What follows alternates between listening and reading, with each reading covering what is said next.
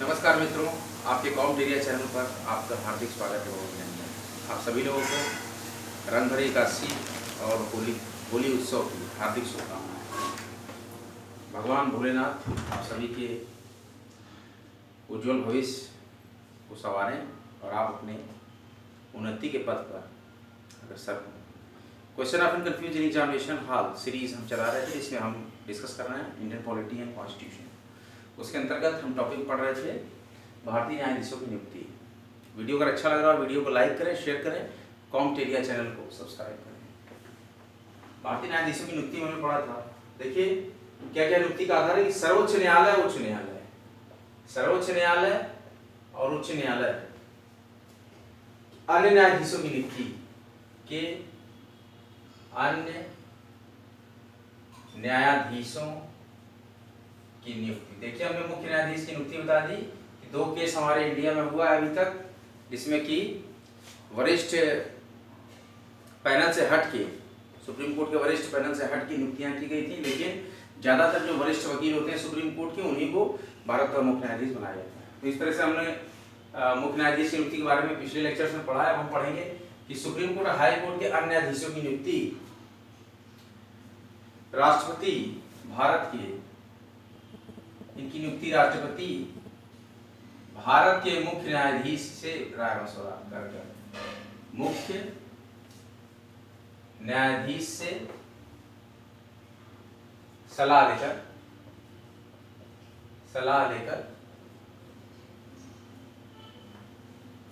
करते हैं। भारतीय न्यायाधीशों की नियुक्ति में सुप्रीम कोर्ट और हाई कोर्ट के अन्य न्यायाधीशों की नियुक्तियां राष्ट्रपति भारत के मुख्य न्यायाधीश से सलाह लेकर करते हैं। ये महत्वपूर्ण पॉइंट है, इसको नोट कर लीजिए अपने नोटबुक में। और क्या करते हैं, नियुक्तियों के संबंध में हाई कोर्ट और सुप्रीम कोर्ट के न्यायाधीशों की नियुक्तियों के संबंध में, नियुक्तियों के संबंध में वास्तविक शक्ति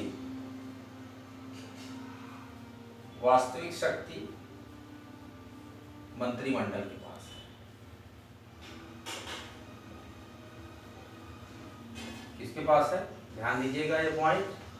नियुक्तियों के संबंध में वास्तविक शक्ति जो है, रियल पावर्स इन मिनिस्ट्री, नियुक्तियों के संबंध में वास्तविक शक्ति मंत्रिपरिषद के पास है। और एक केस क्या है, 1982 से लेकर 1988 तक, 1982 से लेकर 1988 के बीच बार बार, 1982 से 1998 के बीच, 1998 के बीच बार बार सुप्रीम कोर्ट के सामने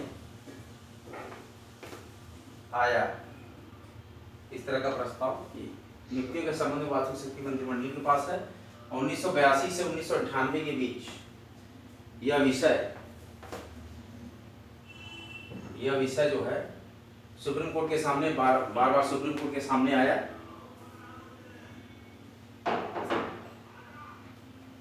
न्यायालय का विचार था, शुरू में न्यायालय का विचार क्या था, न्यायालय का विचार था, सबसे पहले न्यायालय का क्या विचार था, मुख्य न्यायाधीश की नियुक्ति,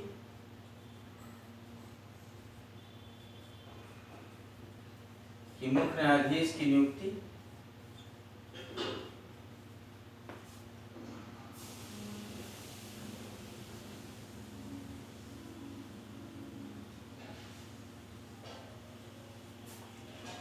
मुख्य न्यायाधीश की भूमिका पूरी तरह सलाहकार की है। भूमिका पूरी तरह मतलब नियुक्त करता ही नहीं है, सलाहकार, सलाह देंगे, सलाहकार की है। 1982 से 1998 के बीच, मेरी बात को ध्यान दीजिए जो मैं बोल रहा हूं, व्हाट कैन आई से, you note down on your notebook that at the time of 1982 to 1998, उसके बीच ये विषय बार बार सुप्रीम कोर्ट के सामने आया। तो न्यायालय का विचार था कि मुख्य न्यायाधीश की भूमिका पूरी तरह सलाहकार की है। न्यायालय का क्या विचार था कि मुख्य न्यायाधीश की भूमिका पूरी तरह सलाहकार की है, लेकिन बाद में क्या किया गया, परिवर्तन क्या किया गया। लेकिन बाद में जो मैं बोल रहा हूं उसको नोट डाउन करते रहिए जो आपको इंपॉर्टेंट लगे। लेकिन बाद में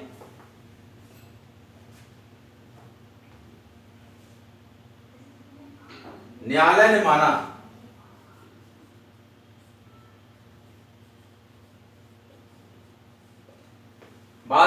यह माना कि हमारी भूमिका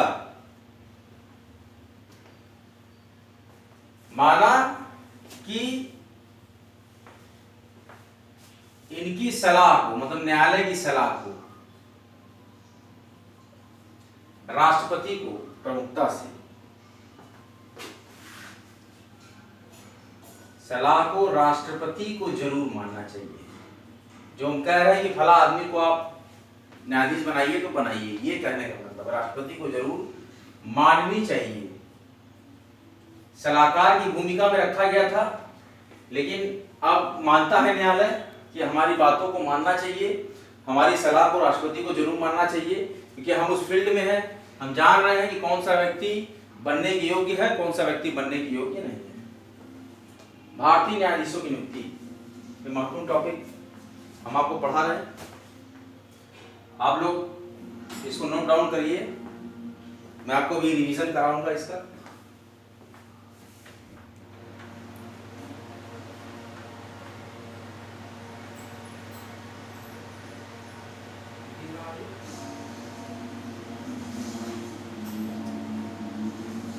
मुझे उम्मीद है आप लोग नोट डाउन कर लिए होंगे अपनी नोटबुक में। देखिए, न्यायाधीशों की नियुक्ति में सर्वोच्च न्यायाधीशों की नियुक्ति में मैं फिर रिकॉल कर रहा हूं, सर्वोच्च न्यायालय और उच्च न्यायालय के अन्य न्यायाधीशों की नियुक्ति करने के लिए राष्ट्रपति भारत के मुख्य न्यायाधीश से सलाह लेकर करते हैं। इसकी सुप्रीम कोर्ट और हाई कोर्ट के अन्य न्यायाधीशों की नियुक्ति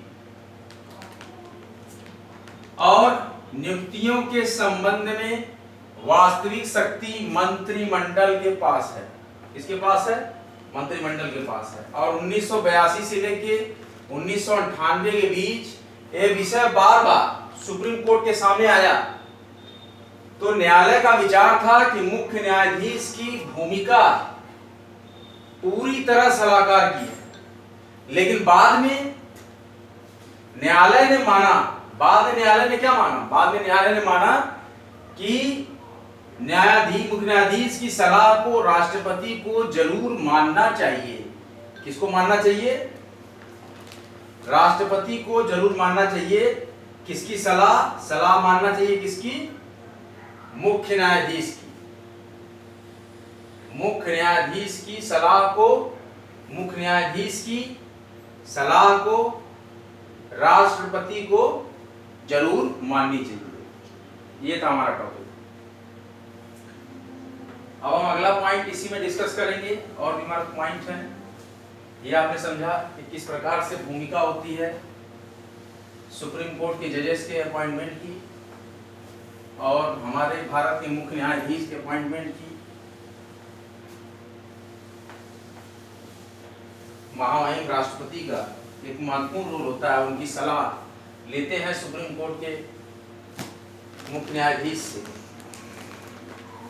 राष्ट्रपति महोदय कि किसको सुप्रीम कोर्ट और हाई कोर्ट में जजेस बनाए जाएं। और देखिए क्या ली इन्होंने। और सर्वोच्च न्यायालय ने एक नई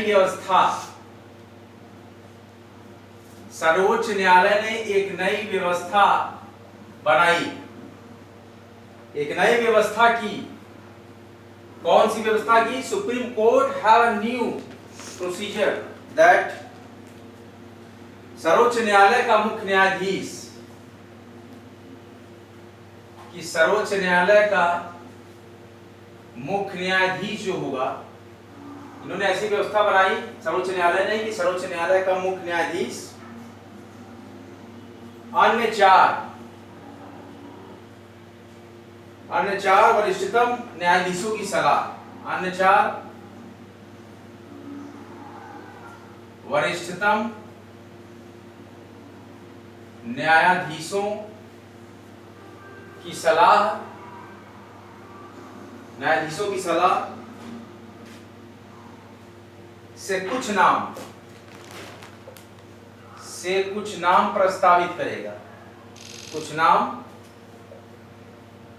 प्रस्तावित करेगा। देखिए इसमें इंपॉर्टेंट मैं बता दूं, रिकॉल करा दूं, at the appointment of the judges of the Supreme Courts and High Courts, another judges of the Supreme Courts and High Courts, not the CJI, have that the Supreme Court had decided and regulate a new procedure that had the Supreme Court, CJI and 4 senior judges have decided the some name for the appointment of other High Court and Supreme Court judges that have the rule, regulations created by Honorable Supreme Court, that the 4 another judges of the main jury and Supreme Court CJI have decided to appoint the High Courts and Supreme Court judges that have their conclusion. And उसमें से जब ये प्रस्तावित करेंगे नाम कि इनको बनाना चाहिए, तो उसमें से राष्ट्रपति नियुक्ति करेंगे। राष्ट्रपति नियुक्तियां करेंगे। किसकी? जब नामों को ये बताएंगे तो उसमें से राष्ट्रपति नियुक्तियां करेंगे। और इस प्रकार से सुप्रीम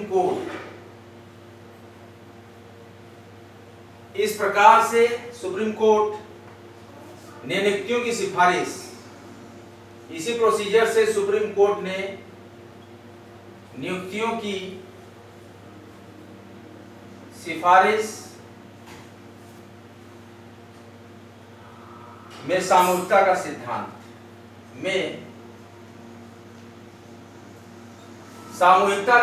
स्थापित किया। सामूहिकता का सिद्धांत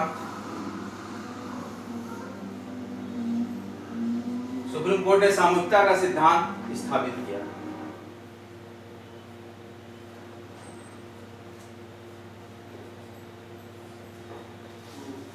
Supreme Court had a new procedure to recruit the other High Courts and Supreme Court judges, that the jury panel, Supreme Court CJI and other 4 Supreme Court judges have decided from the senior judges' advice to regulate to propose some names for the other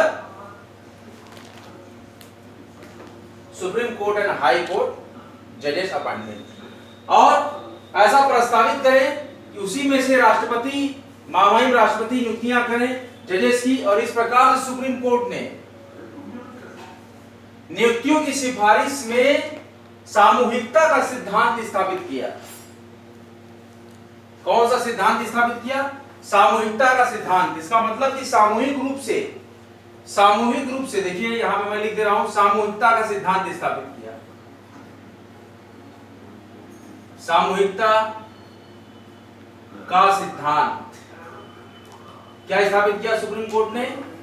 सामूहिकता का सिद्धांत स्थापित किया। भारतीय न्यायाधीशों की नियुक्तियों में सुप्रीम कोर्ट ने एक नई व्यवस्था की, जिसमें सुप्रीम कोर्ट का मुख्य न्यायाधीश अन्य 4 वरिष्ठतम न्यायाधीशों की सलाह से कुछ नाम प्रस्तावित करेगा और उसी में से राष्ट्रपति महोदय नियुक्तियां करेंगे। और इस प्रकार से सुप्रीम कोर्ट ने नियुक्तियों की सिफारिश में सामूहिकता का सिद्धांत स्थापित किया।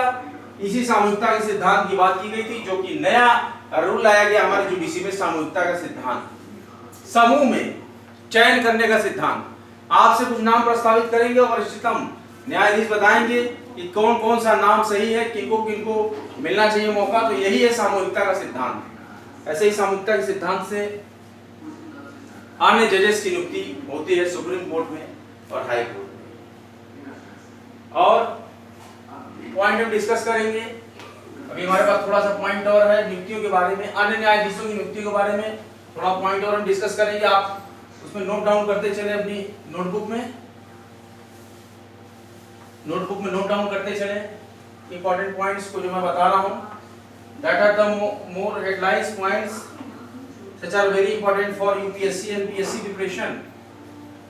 That are the all students have attention that the some important information on the YouTube channel Comcharia that UPPCS, UP Public Service Commission examinations, UPPSC upper subordinate combined preliminary examinations forms have live from yesterday, and that are the 173 posted recruitment seats for the candidates of all over India.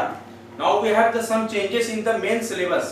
We have the changes in the main syllabus that had mentioned that in the two papers optional have the subject which will have optional subject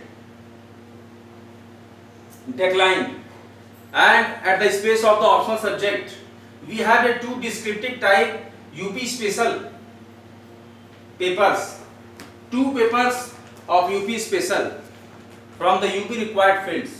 Now you have read the advertisement clearly and read the post and essential qualification, and some posters are for some other important fields such as legal advisor, sub registrar, and some commerce fields and sociology fields. Now some specific posts there have the some total post of the UPPCS preliminary examinations have 173, and as we hope that in future that are the 300 or 400 seats completely have recruited at the time of the finishing of such exams. Now we have the some last important point for the recruitment of the Indian judges appointment, that इसी कारण से अब हम इसको generalise करेंगे। इसी कारण से आजकल क्या व्यवस्था हो गई है नाउडेज, इसी कारण से आजकल नियुक्तियों के संबंध में have the field of the recruitment, नियुक्तियों के संबंध में क्या व्यवस्था हो गई है। सुप्रीम कोर्ट के वरिष्ठ न्यायाधीश, सुप्रीम कोर्ट के वरिष्ठ न्यायाधीश,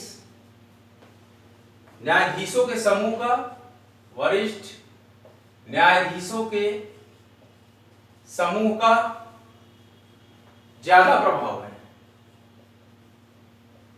क्यों? क्योंकि एक नियम लॉन्च किया गया है, that have the new rule have created that the उसको बोलते हैं हम सामूहिकता का सिद्धांत, जो कि ऑनरेबल सुप्रीम कोर्ट के जजेस के ज्यूरी पैनल्स ने बनाया है। सामूहिकता का सिद्धांत नियुक्तियों के लिए हाई कोर्ट और सुप्रीम कोर्ट के जजेस के nowadays the recruitment of related to the recruitment of Supreme Court's senior judges that have समूह का ज्यादा प्रभाव है, ग्रुप का, एक जनरलाइज ग्रुप का प्रभाव पड़ता है क्योंकि सामूहिकता का सिद्धांत बनाया गया इसी वजह से।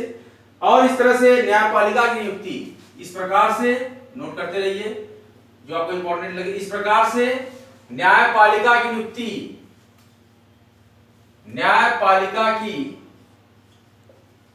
नियुक्ति द रिक्रूटमेंट ऑफ जुडिशियरी में सुप्रीम कोर्ट, सर्वोच्च न्यायालय का, एंड मिनिस्ट्री, सुप्रीम कोर्ट और मिनिस्ट्री, सर्वोच्च न्यायालय और मंत्रिमंडल, मंत्रिपरिषद महत्वपूर्ण भूमिका निभाते हैं, महत्वपूर्ण भूमिका निभाते हैं। कौन कौन महत्वपूर्ण भूमिका निभाता है? देखिए, इसी कारण से आजकल नियुक्तियों के संबंध में सुप्रीम कोर्ट के वरिष्ठतम न्यायाधीशों के समूह का ज्यादा प्रभाव है, क्योंकि लॉन्च किया गया है एक रूल, एक नया रेगुलेशन बनाया गया है 1982 to 1998, sorry, the 1982 to 1998 as jury panel decided at the rule of the group, सामूहिकता का सिद्धांत बनाया गया। और इस सामूहिकता के सिद्धांत से जो हम नाम प्रस्तावित करते हैं वो महामहिम राष्ट्रपति के सामने हम प्रस्तुत करते हैं और सुप्रीम कोर्ट के जजेस और जूरी पैनल ने जो नाम दिया है सुप्रीम कोर्ट के अन्य जजेस की नियुक्तियों के लिए और हाई कोर्ट के अन्य जजेस की नियुक्तियों के लिए, उसके लिए राष्ट्रपति को अपनी स्वीकृति देनी होती है, जो कि सीजीआई नाम को आगे बढ़ाते हैं, जो प्रस्तावित करते हैं सीजीआई नाम, जो हमारे देश के प्रमुख न्यायाधीश, मुख्य न्यायाधीश एक नाम प्रस्तावित करते हैं, उसके पीछे का जो प्रोसीजर है वो एक सामूहिकता का सिद्धांत बनाया गया सुप्रीम कोर्ट के सीजीआई और अन्य वरिष्ठतम न्यायाधीशों के पैनल द्वारा, that are called the jury panel of the high supremacy of Supreme Court, that have decided the some names for the High Court and Supreme Court judges. तो उसके लिए राष्ट्रपति को, प्रेसिडेंट को अनुमोदन और वो नाम पे, सलाह पे अपनी स्वीकृति देनी होगी, इसलिए सामूहिकता का सिद्धांत बनाया गया। और इसी कारण से आजकल नियुक्तियों के संबंध में सुप्रीम कोर्ट के वरिष्ठतम न्यायाधीशों के समूह का ज्यादा प्रभाव देखा जाता है। That are the more effective powers, that are the rule of the groups. समूह का सिद्धांत, सामूहिकता का सिद्धांत। और इस प्रकार से न्यायपालिका की नियुक्तियों में at the recruitment of the judiciary, Indian judiciary, the supreme court and ministry have the very important role. बहुत ही महत्वपूर्ण भूमिका निभाते हैं, बहुत ही महत्वपूर्ण भूमिका निभाते हैं मंत्री परिषद और सर्वोच्च न्यायालय। कौन कौन महत्वपूर्ण भूमिका निभाते हैं आप यहाँ देखिए, सर्वोच्च न्यायालय, सर्वोच्च न्यायालय व मंत्री परिषद। मंत्री परिषद और सर्वोच्च न्यायालय एक महत्वपूर्ण भूमिका निभाते हैं हाई कोर्ट और सुप्रीम कोर्ट के जजेस के रिक्रूटमेंट के लिए, नियुक्तियों के लिए, अपॉइंटमेंट के लिए। अपॉइंट करते हैं हम हाई कोर्ट से किन जजेस को, अपॉइंट करते हैं हम सुप्रीम कोर्ट में किन जजेस को। ये सारे जो जजेस होते हैं बहुत ही एक्सपीरियंस होल्डर होते हैं, उनके पास काफी वर्षों का एक्सपीरियंस होता है। फिर उनको अपॉइंट किया जाता है कि आप हाई कोर्ट में प्रैक्टिस करिए, आप हाई कोर्ट के लिए डिसीजन करिए, आप सुप्रीम कोर्ट की पैनल में आइए, सुप्रीम कोर्ट में डिसीजन करिए। यहां तक पहुंचने का सफर बहुत ही लंबा है। इसके लिए आपको मंत्री परिषद और सर्वोच्च न्यायालय की एक संयुक्त सामूहिकता का सिद्धांत के तहत एक संयुक्त नाम जो आएगा वह नाम प्रस्तावित होगा और वह कार्य करेगा हाई कोर्ट में और सुप्रीम कोर्ट में। आज के लेक्चर के लिए धन्यवाद, देखने के लिए बहुत बहुत आप लोग का धन्यवाद करते हैं। कॉमटेरिया एजुकेशन चैनल पर लेक्चर अगर अच्छा लगे लेक्चर को लाइक करें, शेयर करें, भारी मात्रा में चैनल को सब्सक्राइब करें।